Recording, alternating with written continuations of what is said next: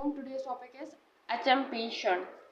HMP shunt क्या होता है? हेक्सोस मोनोफॉस्फेट पाथवे इसे कहा जाता है HMP shunt, phosphogluconate pathway, hexose monophosphate shunt, pentose phosphate pathway. ये डिफरेंट नेम्स हैं इसके। फॉस्फोग्लूकोनेट पाथवे से इसलिए कहा जाता है कि यहाँ पे फॉस्फोग्लूकोनेट की सिंथेसिस होती है, और इसको हेक्सोस मोनोफॉस्फेट शंट और पेंटोस फॉस्फेट शंट इसलिए कहा जाता है, पाथवे इसलिए कहा जाता है कि यहाँ पे पेंटोस की जो है वो पेंटोस बनते हैं एज अ प्रोडक्ट हमारे पास, तो इसकी वजह से इनसे डिफरेंट नेम दिए गए हैं। HMP shunt, HMP phosphogluconate pathway, hexose monophosphate shunt और पेंटोस फॉस्फेट पाथवे। हम अगर इसका इंट्रोडक्शन देखें, ये एक यूनिक पाथवे है जिसमें डिफरेंट जो है वो प्रोडक्ट्स की सिंथेसिस होता है जो हमारी बॉडी के लिए ज़रूरत होती है। अब कौन से यहाँ पे ऐसे प्रोडक्ट्स हैं जिनकी सिंथेसिस होती है, जो कि मेन प्रोडक्ट हैं, वो हमारे पास आते हैं NADPH, राइबोस 5 फॉस्फेट और पेंटोसिस 5 कार्बन शुगर्स बनते हैं यहाँ पे।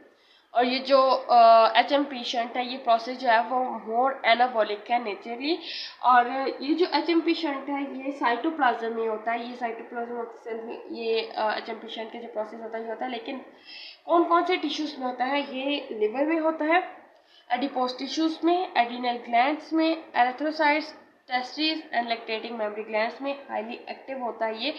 और जहाँ पे जो है ये मोस्ट ऑफ दीज टिश्यूज़, ये जो टिश्यूज़ हैं ये बायोसिंथेसिस ऑफ फैटी एसिड्स और स्टेरॉइड्स में इन्वॉल्व होते हैं, जो कि डिपेंड किस पे करते हैं? सप्लाई ऑफ NADPH पे। ये जो HMP शंट का प्रोसेस है ये दो फेजेस पे डिपेंड करता है। एक ऑक्सीडेटिव फेज आती है, एक नॉन ऑक्सीडेटिव फेज हमारे पास आती है। ऑक्सीडेटिव फेज जो होती है वो इरिवर्सिबल फेज होती है, और नॉन ऑक्सीडेटिव फेज जो होती है ये रिवर्सिबल फेज होती है। मीन्स कि यहाँ पे इंटरकन्वर्जन होती रहती है प्रोडक्ट्स की। तो यहाँ पे जो ऑक्सीडेटिव फेज है यहाँ पे हमारे पास बनेंगे 2 NADPH, एक जो है वो कार्बन डाइऑक्साइड की बनेगा, और राइबोस 5 फॉस्फेट बनेगा।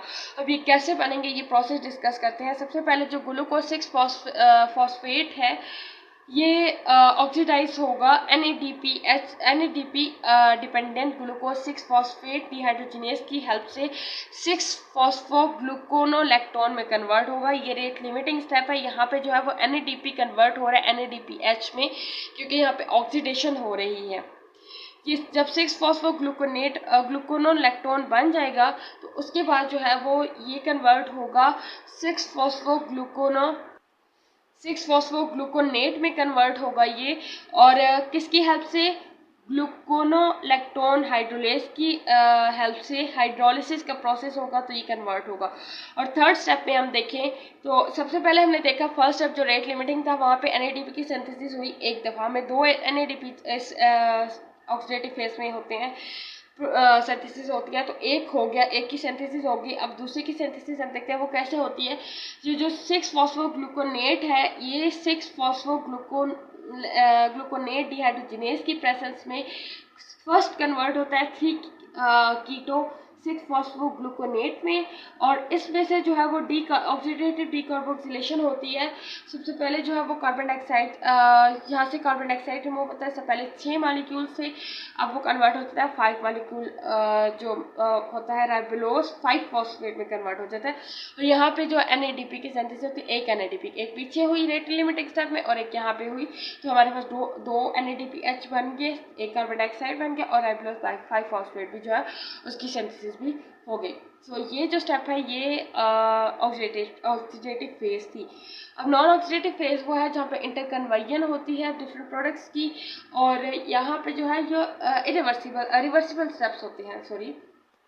अब यहाँ पे क्या होता है नॉन ऑक्सीडेटिव फेज में, जो हमारे पास जो बना था राइबोस 5 फॉस्फेट, इसमें या तो ये कन्वर्ट होगा राइबोस 5 फॉस्फेट में आइसोमेरेज एंजाइम की प्रेजेंस में की हेल्प से, या जो है एपिमेरेज की हेल्प से ये कन्वर्ट होगा ज़ाइलोलोस 5 फॉस्फेट में।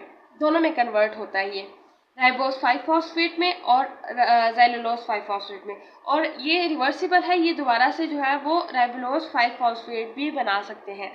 अब ये जो राइबोस 5 फॉस्फेट है ये हेल्प करता है प्यूरिन्स की सिंथेसिस में न्यूक्लियोटाइड्स बनते हैं इससे मीन्स जो कि हेल्प करते हैं आरएनए और डीएनए में।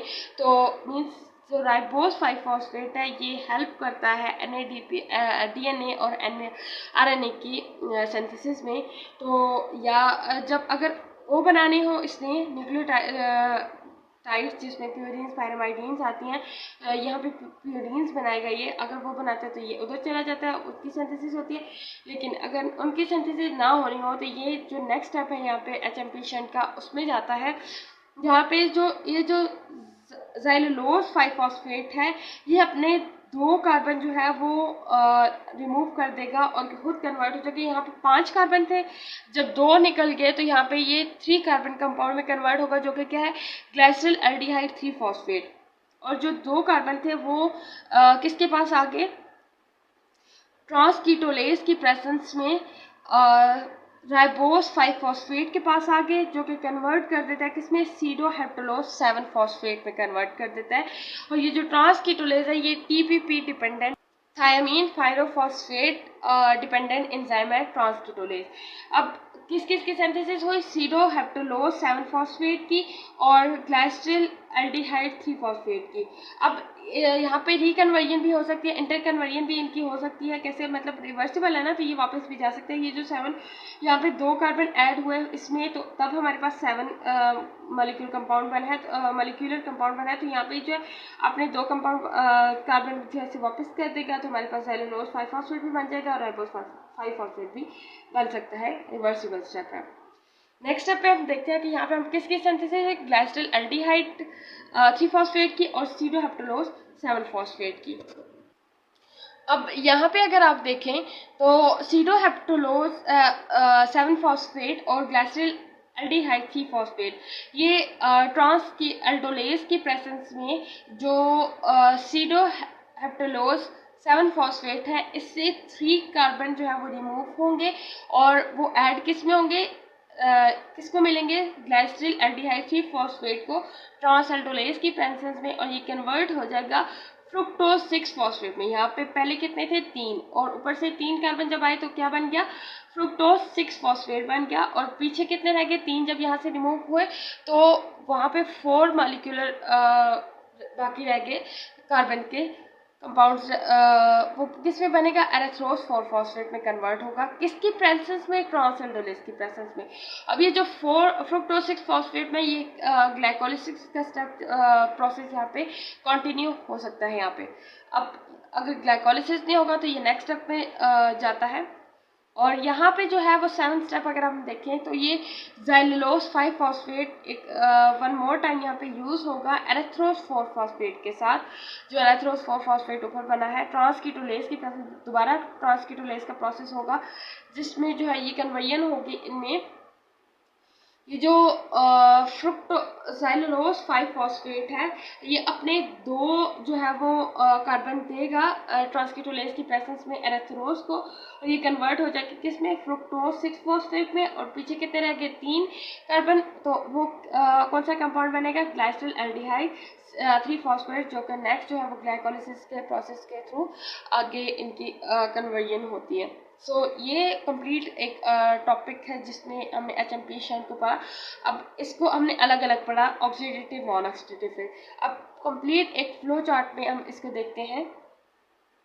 सबसे पहले हमने ऑक्सीडेटिव फेज डिस्कस की जिसमें ग्लूकोज 6 फॉस्फेट कन्वर्ट होता है 6 फॉस्फोग्लूकोनोलेक्टोन में, किसकी प्रेजेंस में, ग्लूकोज 6 फॉस्फेट डिहाइड्रोजनेज की प्रेजेंस में। देन 6 फॉस्फोग्लूकोनोलेक्टोन कन्वर्ट होता है 6 फॉस्फोग्लूकोनेट में, ग्लूकोनोलेक्टोन हाइड्रोलेज की प्रेजेंस में हाइड्रोलिसिस होती है यहाँ पे। और यहाँ पे जो है वो वाटर मॉलिक्यूल कन्वर्ट होता है H पॉजिटिव आयन में। और देन जो है वो 6 फॉस्फोग्लूकोनेट से राइबोलोज 5 फॉस्फेट बनता है हमारे पास। एनएडीपी की सिंथेसिस यहाँ पे होती है फॉस्फोग्लूकोनेट डिहाइड्रोजनेज की प्रेजेंस में, ये इनकी कन्वर्जन होती है। और उसके बाद राइबोलोज 5 फॉस्फेट कन्वर्ट होता है एस्टिमेरेज की प्रेजेंस में राइबोज 5 फॉस्फेट में, और एपिमेरेज की प्रेजेंस में ये ज़ैलुलोज 5 फॉस्फेट में। यहाँ पे इंटर कन्वर्जन होती है नेक्स्ट इनमें, तो ट्रांसकीटोलेज की प्रेजेंस में ये कन्वर्ट होता है ग्लाइसिल एल्डिहाइड 3 फॉस्फेट में और साथ सीडोहेप्टलोज 7 फॉस्फेट में। और उसके बाद इनकी कन्वर्जन होती है ट्रांस एल्डोलेज की प्रेजेंस में, ये अपने एंजाइम कार्बन देता है, 3 कार्बन देता है इसको, और ई कन्वर्ट होता है फ्रुक्टोज 6 फॉस्फेट में, और साथ में जो है वो एरेथ्रोस 4 फॉस्फेट में। और ये इसके साथ जो है वो ज़ाइलुलोज 5 फॉस्फेट जब ऐड होता है तो ये दोबारा से ट्रांसकीटोलेज का प्रोसेस होता है जिसमें फ्रुक्टोज 6 फॉस्फेट बनता है मेरे पास, और ग्लाइसिल एल्डिहाइड 3 फॉस्फेट जो कि नेक्स्ट जो है वो ग्लाइकोलिसिस के प्रोसेस के थ्रू मूव ऑन करते हैं। ये कंप्लीट जो है एचएमपी शंट था। अब हम इसकी सिग्निफिकेंस देखते हैं कि जो हमारे पास प्रोडक्ट बने पेंटोसिस और NADPH, जो कि हमारे पास यहाँ पे NADP की सिंथेसिस हुई, कार्बन डाइऑक्साइड बना हमारे पास, और जो पेंटोसिस बने हमारे पास राइबोज 5 फॉस्फेट जो कि प्यूरिन्स की सिंथेसिस में हेल्प करते हैं RNA और DNA में।